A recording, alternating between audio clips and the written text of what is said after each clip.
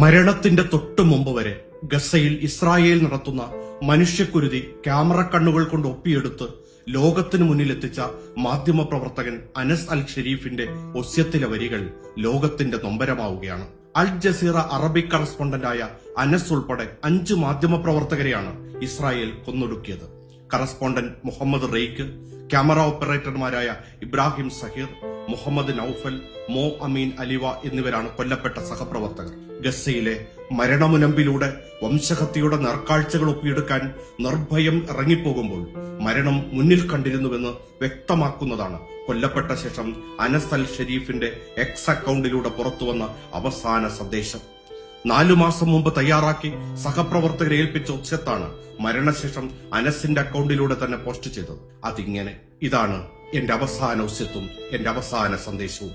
എന്റെ വാക്കുകൾ നിങ്ങളിൽ എത്തുകയാണെങ്കിൽ എന്നെ കൊല്ലുന്നതിലും എന്നെ നിശബ്ദമാക്കുന്നതിലും ഇസ്രായേൽ വിജയിച്ചു എന്നറിയുക.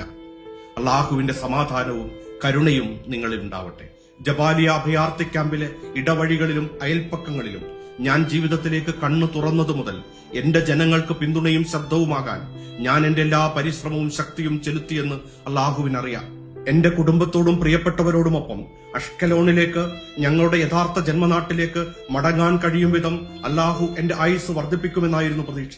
എന്നാൽ അള്ളാഹുവിന്റെ ഇഷ്ടം പരമോന്നതമായിരുന്നു, അവന്റെ വിധി അന്തിമവും. ജീവിതത്തിന്റെ എല്ലാ വശങ്ങളിലും ഞാൻ വേദനകൾ അനുഭവിച്ചിട്ടുണ്ട്, യാതനകളും നഷ്ടവും ആവർത്തിച്ചനുഭവിച്ചിട്ടുണ്ട്. എങ്കിലും വ്യാജമോ വളച്ചൊടിക്കലോ ഇല്ലാതെ സത്യം അതേപടി അറിയിക്കാൻ ഞാൻ ഒരിക്കലും മടിച്ചിട്ടില്ല. ഞങ്ങളെ ഉന്മൂലനം ചെയ്യുന്നതിൽ മൗനം പാലിച്ചവർക്കും അംഗീകരിച്ചവർക്കും ശ്വാസം അടക്കിപ്പിടിച്ചവർക്കും നമ്മുടെ കുട്ടികളുടെയും സ്ത്രീകളുടെയും ശരീരാവശിഷ്ടങ്ങൾ കണ്ട് ഹൃദയം ചലിക്കാത്തവർക്കും 1.5 വർഷത്തിലേറെയായി നമ്മുടെ ജനങ്ങൾ അനുഭവിക്കുന്ന കൂട്ടക്കൊല നിർത്താത്തവർക്കുമെതിരെ അള്ളാഹു സാക്ഷിയാകട്ടെ. മുസ്ലിം ലോകത്തിന്റെ കിരീടത്തിലെ രക്തവും ഈ ലോകത്തിലെ ഓരോ സ്വതന്ത്ര വ്യക്തിയുടെയും ഹൃദയമിടിപ്പുമായ ഫലസ്തീനെ ഞാൻ നിങ്ങളെ ഏൽപ്പിക്കുന്നു. സ്വപ്നം കാണാനും സുരക്ഷിതത്വത്തിലും സമാധാനത്തിലും ജീവിക്കാനും അവസരം നിഷേധിക്കപ്പെട്ട ഫലസ്തീനി ജനതയെയും ജനങ്ങളുടെ അടിച്ചമർത്തപ്പെട്ട കുട്ടികളെയും ഞാൻ നിങ്ങളെ ഏൽപ്പിക്കുന്നു. അവരുടെ ശുദ്ധമായ പിഞ്ചു ശരീരങ്ങൾ പരസഹസ്രം ടൺ കണക്കിന് ഇസ്രായേലി ബോംബുകളും മിസൈലുകളുമേറ്റ് ഛിന്ന ഭിന്നമായി അവശിഷ്ടങ്ങൾ ഗസയുടെ തകർന്ന ചുവരുകളിൽ ചിതറിക്കിടക്കുന്നുണ്ട്. നിങ്ങൾ നിയന്ത്രണങ്ങളാൽ നിശബ്ദരാകരുതെന്നും അതിർത്തികളാൽ തടഞ്ഞു നിർത്തപ്പെടരുതെന്നും ഞാൻ ഉപദേശിക്കുന്നു. നമ്മുടെ തട്ടിയെടുത്ത മാതൃരാജ്യത്ത് അന്തസ്സിന്റെയും സ്വാതന്ത്ര്യത്തിന്റെയും സൂര്യൻ പ്രകാശിക്കുന്നതിന് രാജ്യത്തിന്റെയും അതിന്റെ ജനങ്ങളുടെയും വിമോചനത്തിലേക്കുള്ള പാലങ്ങളാവുക. എന്റെ കുടുംബത്തെ ഞാൻ നിങ്ങളെ ഏൽപ്പിക്കുന്നു. എന്റെ കണ്ണിലെ കൃഷ്ണമണി, എന്റെ പ്രിയപ്പെട്ട മകൾ ഷാം, ഞാൻ സ്വപ്നം കണ്ടതുപോലെ ജീവിക്കുന്നത് കാണാൻ കഴിയാതെ അവളെ ഞാൻ നിങ്ങളെ ഏൽപ്പിക്കുന്നു.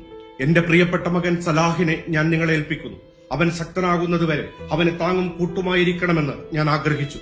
അങ്ങനെ അവൻ എന്റെ ഭാരങ്ങൾ വഹിക്കുകയും തന്റെ ദൗത്യം പൂർത്തിയാക്കുകയും ചെയ്യണമെന്ന് എന്റെ പ്രിയപ്പെട്ട ഉമ്മയെ ഞാൻ നിങ്ങളെ ഏൽപ്പിക്കുന്നു. അവരുടെ പ്രാർത്ഥനകൾ എന്നെ അനുഗ്രഹിക്കുകയും ഈ ഘട്ടത്തിലെത്താൻ എന്നെ പ്രാപ്തനാക്കുകയും ചെയ്തു. അവരുടെ പ്രാർത്ഥനകൾ എന്റെ പരിചയവും വെളിച്ചവുമായിരുന്നു. അവരുടെ ഹൃദയത്തെ ശക്തിപ്പെടുത്താനും എനിക്ക് വേണ്ടി അവർക്ക് സമൃദ്ധമായി പ്രതിഫലം നൽകാനും ഞാൻ അല്ലാഹുവിനോട് പ്രാർത്ഥിക്കുന്നു.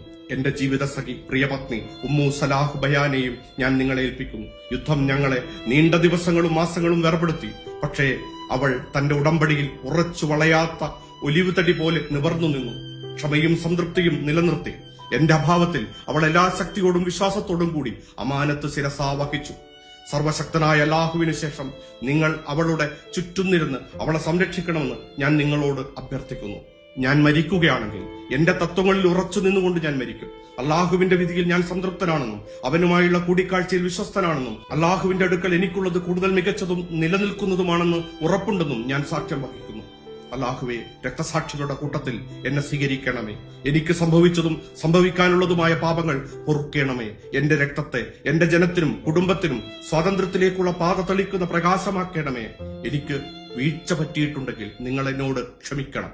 എനിക്ക് വേണ്ടി കരുണയ്ക്കായി പ്രാർത്ഥിക്കണം. ഞാൻ എന്റെ ഉടമ്പടി നിറവേറ്റിയിട്ടുണ്ട്.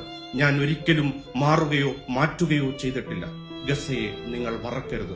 എന്റെ പാപമോചനത്തിനും ഞാൻ സ്വീകരിക്കപ്പെടുവാനും നിങ്ങളുടെ പ്രാർത്ഥനകളിൽ എന്നെ മറക്കരുത്. അനസ് അൽ ഷരീഫ്.